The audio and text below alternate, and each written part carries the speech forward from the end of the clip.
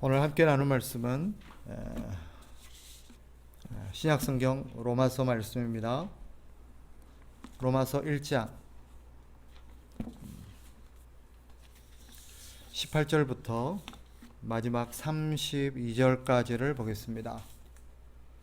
신약성경 로마서 1장 18절부터 마지막 32절까지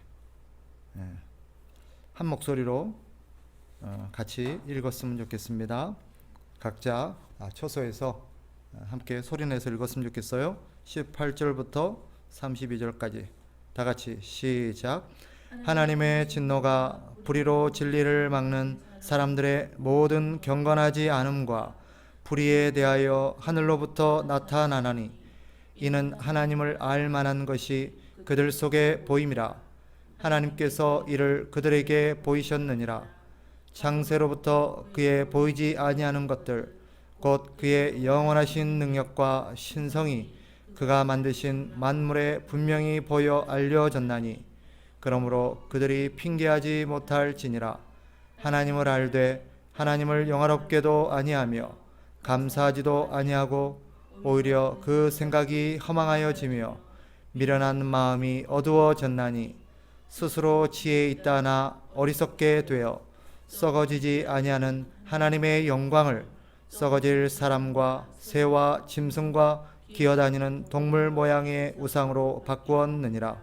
그러므로 하나님께서 그들을 마음의 정욕대로 내버려 두사 그들의 몸을 서로 욕되게 하게 하셨으니 이는 그들이 하나님의 진리를 거짓 것으로 바꾸어 피조물을 조물주보다 더 경배하고 섬김이라. 주는 곧 영원히 찬송할 이시로다. 아멘. 이 때문에 하나님께서 그들을 부끄러운 욕심에 내버려 두셨으니 곧 그들의 여자들도 순리대로 쓸 것을 바꾸어 영리로 쓰며 그와 같이 남자들도 순리대로 여자 쓰기를 버리고 서로 향하여 음욕이 부릴 듯하며 남자가 남자와 더불어 부끄러운 일을 행하여 그들의 그릇 때문에 상당한 보응을 그들 자신이 받았느니라. 또한 그들이 마음에 하나님 두기를 싫어하며 하나님께서 그들을 그 상실한 마음대로 내버려 두사 합당하지 못한 일을 하게 하셨으니 곧 모든 불의, 죄악, 탐욕, 악의가 가득한 자요 시기, 살인, 분쟁, 사기, 악독이 가득한 자요 수근수근하는 자요 비방하는 자요 하나님께서 미워하시는 자요 능욕하는 자요 교만한 자요 자랑하는 자요 악을 도모하는 자요 부모를 거역하는 자요 우매한 자요 배약하는 자요 무정한 자요 무자비한 자라. 그들이 이 같은 일을 행하는 자는 사형에 해당한다고 하나님께서 정하심을 알고도 자기들만 행할 뿐 아니라 또한 그런 일을 행하는 자들을 옳다 하느니라. 아멘.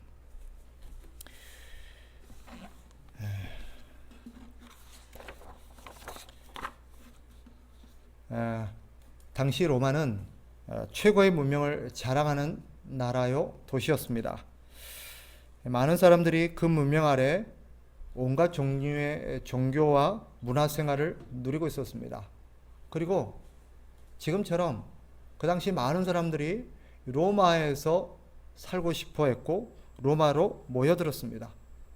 거기에서 살면 많은 것을 누릴 수 있었고 많은 기회가 주어질 수 있고 또 그 어느 지역보다 자기가 성공할 수 있고 행복하게 살 수 있다라고 믿었기 때문입니다.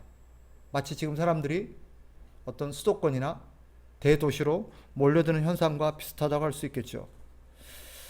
그리고 그들은 그런 삶이 영원할 거라고 믿었습니다. 그런데 오늘 로마서를 보면 바울이 그런 그들의 생각을 읽기라도 한 듯 이렇게 조소 섞인 느낌으로 또 두렵고 떨리는 마음으로 로마 성도들에게 말합니다. 이런 뉘앙스죠. 그러면 뭐하나? 그러면 뭐하나? 인류가 하나님의 진노 아래 있는데 아무리 돈이 많고 아무리 잘 나가고 아무리 많은 것들을 경험하고 소유했다 할지라도 그러면 뭐하나. 하나님의 진노가 이 세상을 덮고 있는데, 신앙과 관련해서 우리가 진지하게 물어야 될 질문 한 가지가 있습니다. 그것은 무엇이 거룩하신 하나님을 진노하게 하는가 하는 것입니다. 성경은 거룩하신 하나님께서 진노하고 계신다고 가르칩니다. 그 거룩한 진노가 두려울 거라고 말합니다. 죄인들을 영원한 지옥불에 멸하실 것이기 때문입니다. 마태복음 10장 28절에 마태가 이렇게 말하죠. 몸은 죽여도 영혼은 능히 죽이지 못하는 자들을 두려워하지 말고 오직 몸과 영혼을 능히 지옥에 멸하실 수 있는 이를 두려워하라. 누가도 경고합니다. 누가도 같은 경고를 합니다. 마땅히 두려워할 자를 내가 너희에게 보이리니 곧 죽인 후에 또한 지옥에 던져넣는 권세 있는 그를 두려워하라. 내가 참으로 너희에게 이르노니 그를 두려워하라. 마가는요 심지어 이렇게 경고합니다. 마가복음 9장 45절이에요. 만일 네 발이 너를 범죄하게 하거든 찍어버리라. 다리 저는 자로 영생에 들어가는 것이 두 발을 가지고 지옥에 던져지는 것보다 나으니라. 많은 성경의 기자들이, 많은 하나님의 신실한 사람들이 정말 이 하나님의 진노를 두려워하라고 경고합니다. 그 진노가 심히 무섭다라고 경고합니다. 영국의 유명한 목회자인 조나단 에드워즈라는 분이 있습니다. 아주 큰 교회사에 지대한 영향을 끼쳤고 지금도 많은 목회자들에게 아주 존경받고 지대한 영향을 끼치고 있는 분입니다. 그분이 이 대목을 설교하시면서 이렇게 말씀하신 바가 있습니다. 한번 들어보세요. 하나님께서 일어서시면 인간의 도움은 더 이상 힘을 쓸 수 없습니다. 아무리 엄청난 능력을 가지고 있다 하더라도 하나님을 대적할 수 없으며 하나님의 손에서 죄인을 건져낼 수 있는 구원자는 없습니다. 하나님께서는 패역한 자들을 지옥에 던져버릴 수 있을 뿐만 아니라 아주 쉽게 그 일을 하실 수 있습니다. 하나님의 능력 있는 손으로부터 피할 수 있는 요새나 방어진지는 없습니다. 하나님의 대적자들이 손에 손을 잡고 벌떼처럼 단결한다 할지라도 그들은 간단히 산산조각이 납니다. 그들은 회오리 바람 앞에 티끌과 같으며 삼키려는 불길 앞에 놓인 마른 건불과도 같습니다. 땅바닥에서 꿈틀대는 벌레를 밟아버리는 일이 쉬운 것처럼 또 옷에 달려있는 실밥을 잘라내 불에 태워버리는 것이 쉬운 것처럼 원하시기만 하면 하나님께서는 그렇게 쉽게 악한 자들을 지옥으로 던져버리실 수 있는 것입니다. 우리는 그분의 꾸짖음에 땅이 진동하고 바위가 날아가는 그분 앞에 서 있다는 것을 잊지 말아야겠습니다. 오늘날 이 하나님의 진노의 바다요, 영원토록 죄인을 벌하시는 이 지옥에 대한 강조가 사라지고 있는 부분에 대해서는 참으로 이 안타까운 대목입니다. 성경은 우리가 생각하는 것보다 이런 하나님의 무서운 진노에 대해서 자주 설교하고 있고 강조하고 있고 또 이 지옥의 두려움에 대해서 우리가 생각하는 것보다 훨씬 많이 강조합니다. 사실 지옥에 대한 설명과 표현들은 우리의 심리에 거슬립니다. 마음이 편하지가 않아요. 그래서 어떤 이들은 목회자에게 그런 설교를 하지 말래요. 마음이 불편하다고. 우리의 마음을 좀 따뜻하게 해주는 얘기를 하래요. 마음이 훈훈해지는 얘기를 좀 해달래요. 격려하고 어떻게 하면 이 세상을 우리가 더 성공적으로 살아갈 수 있을지에 대한 좋은 지혜를 나눠달래요. 물론 그런 것도 필요합니다. 그러나 성경이 많이 강조하고 있습니다. 성경이 그것을 우리에게 강조하라고 권면합니다. 심지어 경고까지 합니다. 그런데 우리가 거기에 침묵하면 되겠습니까? 이 두려운 하나님의 진노가 인류 위에 쏟아질 것이고 심지어 이미 쏟아지고 있다라고 바울이 오늘 본문에서 밝힙니다. 그러니 인류에게 가장 시급한 길은 하나님의 진노에서 벗어나는 것입니다. 우리가 구원받아야 하고 반드시 예수님만을 믿어야 되는 이유가 여기에 있습니다. 성경은 할 수 있거든. 지금 당장 벗어나라고 합니다. 기회 있을 때 예수 그리스도를 붙잡고 구원을 호소하라고 말합니다. 마치 삭개오가 그랬던 것처럼, 문둥병자들이 그랬던 것처럼, 소경 바디메오가 그랬던 것처럼, 나사렛 예수여, 나를 불쌍히 여기소서.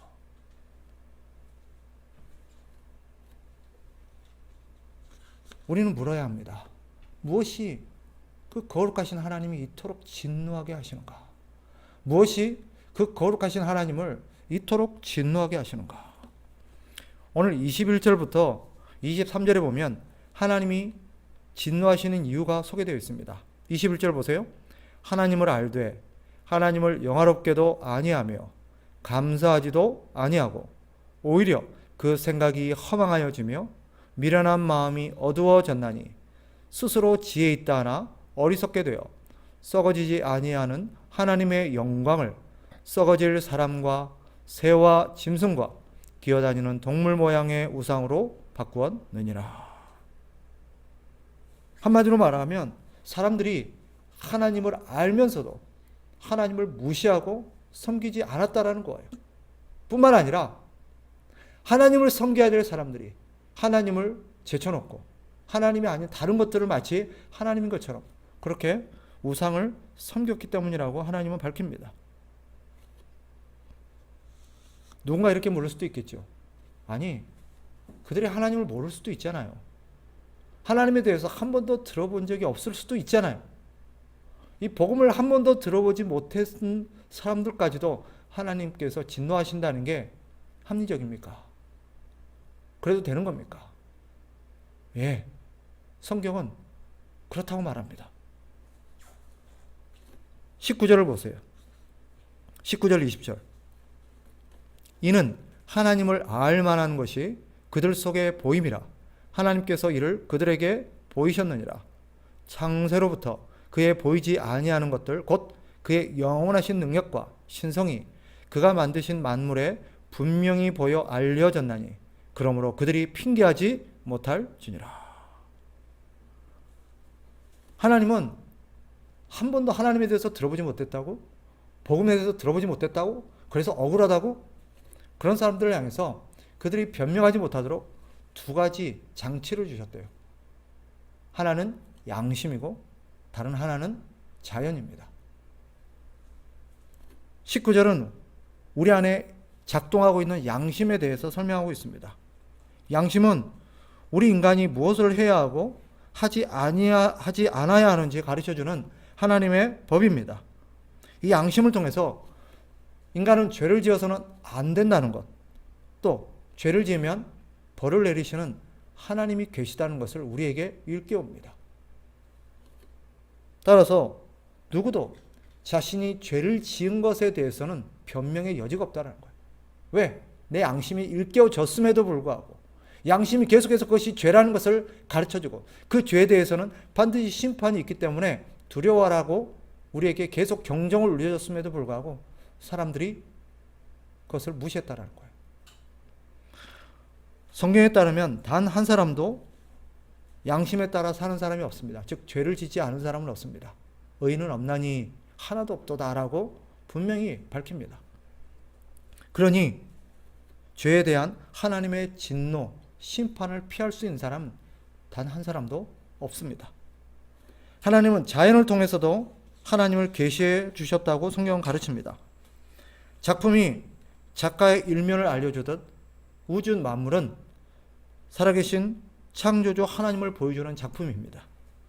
인간은 자연 만물을 통해서도 하나님을 알 수 있습니다. 그런데 인간이 의도적으로, 의식적으로, 즉 알면서도 하나님의 창조를 부인했다라고 말합니다. 사람들은 우주 만물이 우연히 생겨난 거라고 주장합니다. 왜 창조를 부인할까요? 하나님의 창조를 인정하는 순간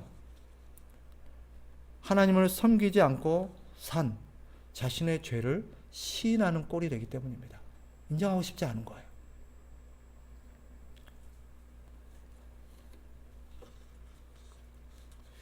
이런 인간의 죄가 성경에 따르면 바울은 두 가지로 나타난다라고 말합니다.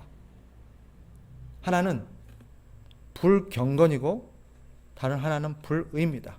18절을 보세요. 하나님의 진노가 불의로 진리를 막는 사람들의 모든 경건하지 않음과 불의에 대하여 하늘로부터 나타나나니.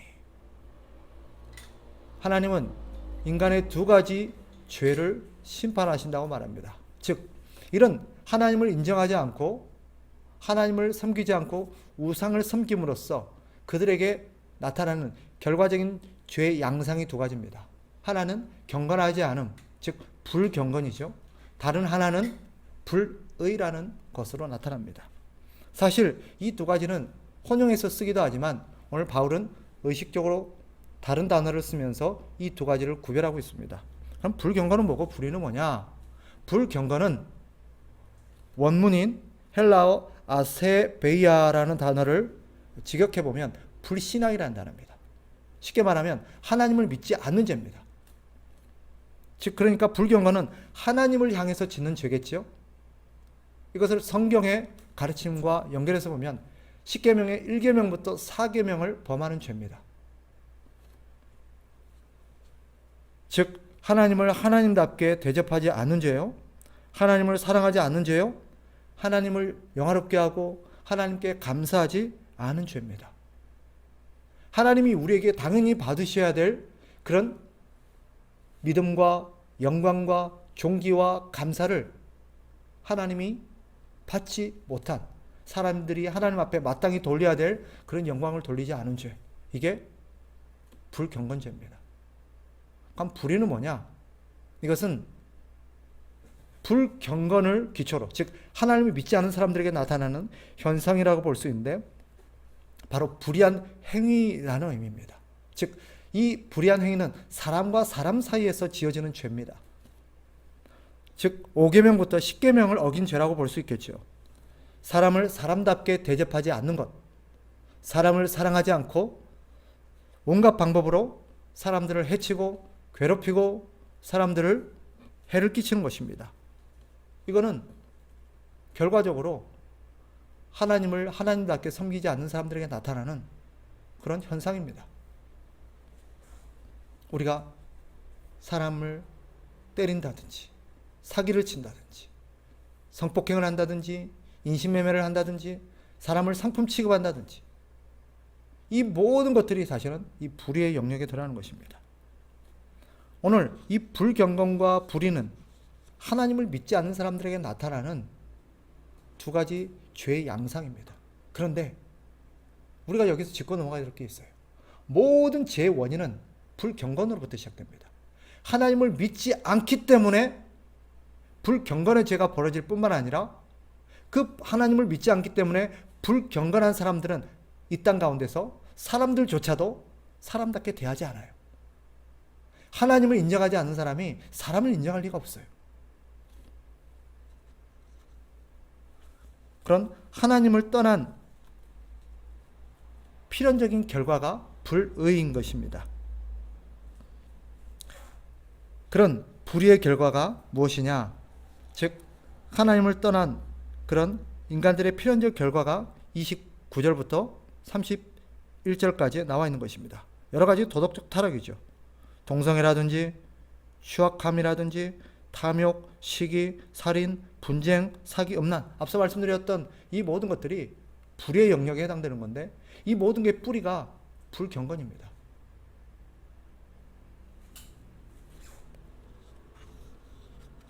하나님을 떠나서 우상을 섬기게 되면 반드시 나타나는 현상이 바로 세상의 부도덕함과 타락함입니다. 이게 역사가 보여주는 거예요. 그렇다면 하나님은 이 세상에 하나님의 심판을 어떻게 나타내시는가? 하나님의 진노는 어떻게 나타나는가?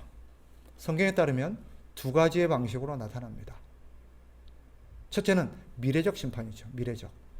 두 번째는 현재적 심판입니다. 하나님의 진노는 미래적으로도 현재적으로도 나타납니다. 우리가 미래적이라는 것은 흔히 종말적 심판이라고 표현하기도 하죠. 이 미래적 심판은 언제 일어나겠습니까? 예수 그리스도께서 재림하실 때입니다.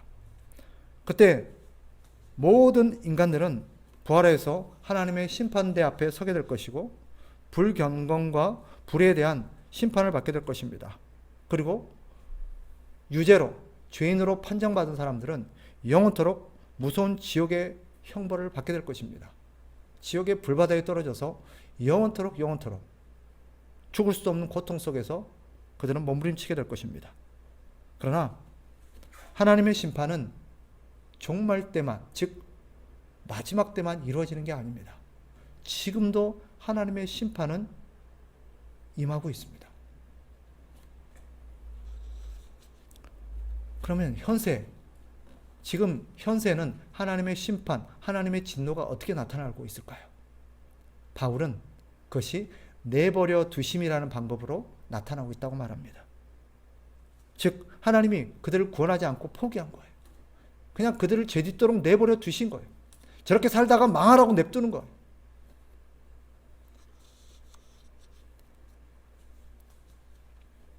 그래서 사도 요한은 믿지 아니하는 자는 벌써 심판을 받은 것이니라 라고 요한복음 3장 18절에서 밝힙니다. 믿지 않은 게 심판이래요. 이 말은 바꿔 말하면 오늘 본문의 표현과 오늘 본문의 연관해서 표현한다면 하나님 그들을 내버려 두시는 거예요. 구원하지 않고 그들을 포기하시는 거예요. 내버려 버리시는 거예요. 그들이 어떻게 살든. 우리는 하나님의 진노하면 전쟁, 기근, 질병, 각종 재해 등을 생각합니다. 틀린 말은 아닙니다. 그러나 가장 큰 심판은 사람들이 죄를 짓고 싶은 대로 내버려 두시는 겁니다. 사회가 죄로 물들어가고 도덕적으로 타락해가고 부패해져 가는 것. 사실 이것은 하나님이 이 세상과 사회를 심판하고 계시다는 그 자체가 하나님의 진노입니다. 결국은 그들은 영원한 지옥의 불바다에 떨어지겠지요. 그래서 성경은 하나님의 간섭이 은혜라고 말합니다. 죄인을 불러서 회개시키고 죄를 지으면 징계하고 덜 짓도록 통제하고 간섭하시는 것. 이게 하나님의 은혜래요. 하나님이 그를 사랑하시는 증거래요. 우리가 자식을 키워봐서 알지 않습니까? 사랑하는 자식이 잘못된 길로 가는 걸 내버려 둡니까? 그에게 간섭하고 징계하고 잔소리하고 그를 제재하죠. 사랑하기 때문입니다. 그를 포기할 수 없기 때문입니다. 그러니 우리는 하나님께서 우리의 삶에 간섭하셔서 우리가 죄짓지 못하도록 징계하시는 것이 하나님 우리를 사랑하고 있다는 증거라는 것을 깨달아야 합니다. 오늘 본문의 말씀을 정리해보면 우리에게 있어서 가장 시급하고 중요한 문제는 하루속히 구원을 받는 것입니다. 구원은 먹고 사는 문제보다도 더 중요하고 시급한 문제입니다. 왜? 하나님의 진노가 나타났고 이미 시작되었기 때문입니다. 그렇다면 이런 하나님의 무서운 진노로부터 우리가 구원받을 수 있는 길은 무엇입니까? 오직 예수 그리스도뿐입니다. 홍수에서 노아가 살아남았던 유일한 길, 방주에 탔던 것이죠. 그 방주가 예수 그리스도입니다. 그 방주에 타지 않은 사람들은 다 죽었습니다. 마찬가지로 예수 그리스도 안에 거하지 않는 사람들은 다 심판을 받게 될 것입니다. 교회 안에 있다고요? 그러니 나는 구원받은 거 아니냐고요? 아닙니다. 교회가 방주가 아니에요. 교회 안에 있는 사람들 가운데서도 아직 진짜 방주인 예수 그리스도 안에 타지 못한 분들이 많이 있습니다. 그러니 내가 교회 안에 있는 것으로 안전장치를 삼지 마시고 내가 과연 진정 예수 그리스도를 믿고 있고 예수 그리스도를 의지하고 있고 예수 그리스도를 나의 주, 나의 하나님으로 믿고 있는지, 나의 생명의 근원으로 믿고 있는지를 다시 한번 살펴보십시오. 분명한 것은 노아의 홍수 때 그랬듯 이미 하나님의 진노의 비가 내리고 있습니다. 짐작컨대 아마 홍수 당시에도, 노아 당시에도 비가 내릴 때 사실 그들은 설마 물난리가 나겠어? 설마 세상이 잠길 정도로 내리겠어? 설마 이 비가 우리를 죽이겠어? 이러다 말겠지. 그런 사람들은 다 죽었어요. 비가 내리는 순간 하나님은 노아에게 방주에 타라고 했습니다. 이미 진노의 비가 내리고 있어요. 그러니 우리는 예수 그리스도 안에 빨리 타야 합니다. 예수 그리스도라는 방주를 타지 않으면 다 지옥 불바다에 죽게 될 것입니다. 다음 기회라고 말하지 마십시오. 다음에 믿을게. 그렇게 말하지 마세요. 방주가 언제 닫힐지 모릅니다. 성경은 구원의 시급성을 이렇게 말하지요. 창세기 19장 17절에 보면 네 목숨을 위하여 도피하라. 내 뒤를 돌아보거나 어떤 평원에도 머물지 말고 산으로 도피하라. 혹 네가 멸망할까 하노라. 소돔과 고모라에서 도망치는 롯을 향해서 하셨던 말씀입니다. 롯과 그 가족에게 했던 말이 뭐예요? 뒤돌아보지 말고 죽을 힘을 다해서 뛰라는 거예요. 네가 멸망할까 하노라 그랬어요. 이게 구원의 시급성을 보여주는 것입니다. 성경은 우리에게 거듭거듭 망설이지 말라고 말합니다. 모든 것을 제쳐놓고 내가 구원을 받았는지, 내가 예수 그리스도 안에 있는지를 검증하고 살피라고 말합니다. 저는 대부분의 사람들이 저는 탔습니다. 저는 이미 방주를 탔습니다. 라고 고백할 거라고 믿습니다. 그분들에게 말씀드리고 싶습니다. 이미 타셨습니까? 그렇다면 다른 사람들에게도 타라고 제쳐가십시오.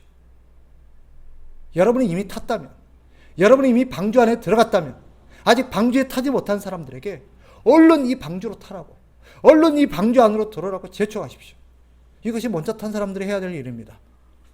어떤 이들은 교회 의무가 사회 개혁에 있다고 믿습니다. 물론 교회가 그것도 해야 된다고 저는 생각합니다. 그러나 인간의 도덕적 타락과 사회적 부패 현상, 그것을 고치는 길은 역시 예수 그리스도뿐입니다. 아까 말씀드렸잖아요. 이 세상의 모든 타락과 부패가 어디에서 기인한 것입니까? 하나님을 떠난 것에서 기인한 거예요. 그러니 세상을 고치는 근본적인 해결법은 우리가 다시 하나님께로 돌아가서 예수 그리스도를 믿는 것입니다. 그 외에 모든 이 땅의 개혁은 미봉책에 불과합니다. 역사가 가르쳐주는 거예요. 교육의 개혁이나 사회적 개혁이나 정치적 개혁, 이런 것들이 어느 정도 인간의 삶과 사회를 개선시킬 수 있겠지만 근본적으로 고치지 못합니다. 수천 년의 역사, 수만 년의 역사가 그것을 보여주지 않습니까? 종교는 어떻습니까? 인간이 만든 종교들이 이 땅을 고치는데 도움이 될까요? 약간의 도움이 될지는 모르겠습니다. 하지만 역시 종교는, 인간이 만든 종교는 결코 해결책이 될 수 없습니다. 인류 역사상 얼마나 많은 종교가 존재했습니까? 그거 아십니까? 아이러니하게도 세상이 가장 시끄럽고 어지러울 때 가장 많은 종교가 성행했습니다. 가장 많은 이단들이 창궐했습니다. 성경은 우리에게 단언하며 말합니다. 다른 길은 없나니, 다른 길은 없나니 오직 예수 그리스도뿐입니다. 우리 하나님께서는 천하 사람 중에 구원을 얻을 만한 다른 이름을 우리에게 주신 적이 없다라고 분명히 선언합니다. 다른 길은 없습니다. 오직 예수 그리스도를 믿는 길뿐입니다. 그러니 지금이라도 우리는 예수 그리스도를 믿고 예수 그리스도의 방주 안에 타야 합니다. 그리고 이미 타신 분이라면 아직 타지 못하는 사람들 향해서 목 놓아 외쳐야 합니다. 말씀을 정리하겠습니다. 나사로와 부자 이야기가 있지요. 나사로도 부자도 이 땅에 사는 동안 하나님을 믿을 기회가 있었습니다. 어쩐 일인지 부자는 부유함을 믿었던 까닭인지 하나님을 믿지 않고 죽었고, 나사로는 그 가난함 때문이었는지 하나님을 믿게 되었습니다. 부자가 지옥에 떨어져서 지옥이 있다는 걸 알게 되었고, 이 지옥의 불바다에서 고통하면서 사람이 올 곳이 아니라는 걸 알게 되었습니다. 그리고 아브라함을 향해서 이렇게 호소하죠. 아직 이 땅에 남겨진 네 형제가 있습니다. 아직 5명의 형제가 남아 있습니다. 나는 늦었다 할지라도 그들에게만이라도 이 나사로를 보내서 이 지옥의 불바다에 오지 않도록 막아주십시오. 호소를 합니다. 그런데 아브라함이 말합니다. 결코 지옥에 가서는 복음을 전할 수가 없습니다. 죽은 이후에는 복음을 전할 기회가 없습니다.